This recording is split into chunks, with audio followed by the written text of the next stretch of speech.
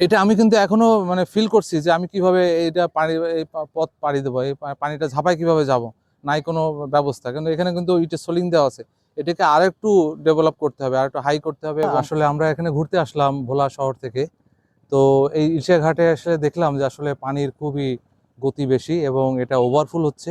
এবং এখানকার আমার কাছে যেটা মনে হলো যে এখানকার যারা জেলেরা আছে তারা আসলে এত পানির স্রোত এবং এত উচ্চকরা পানি, যার কারণে তারা আসলে সেভাবে মাছ ধরে জীবনযাপন করতে দ্বীপ জেলার পারছে যে না। আমরা ইলিশা ঘাটে দাঁড়িয়ে আছি, এই ঘাট প্রায় বন্যায় প্লাবিত হয় এবং মানুষের যে এই বেড়িবাঁধ অতিক্রম করে অনেক সময় ভিতরে পানি ঢুকে।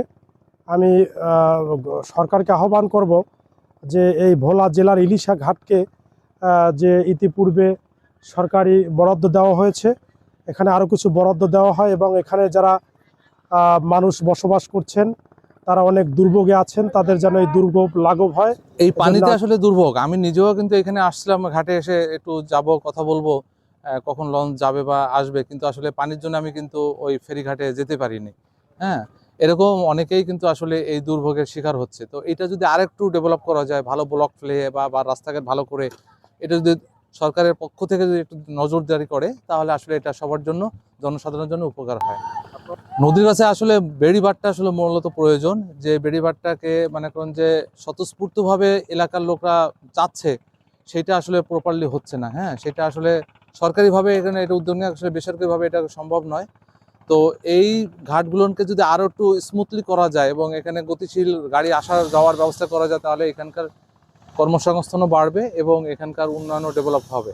ঘাটটা আছে খুবই মানে ছোট এবং লাজুক অবস্থা আছে, এটাকে আসলে আর একটু ভালো টার্মিনাল দেওয়া উচিত। কারণ কি এখান থেকে অনেক লোক কিন্তু আসলে আপনারা তো জানেনই যে ভোলা আসলে একটা দ্বীপ অঞ্চল, এটা বাংলাদেশ থেকে বিচ্ছিন্ন।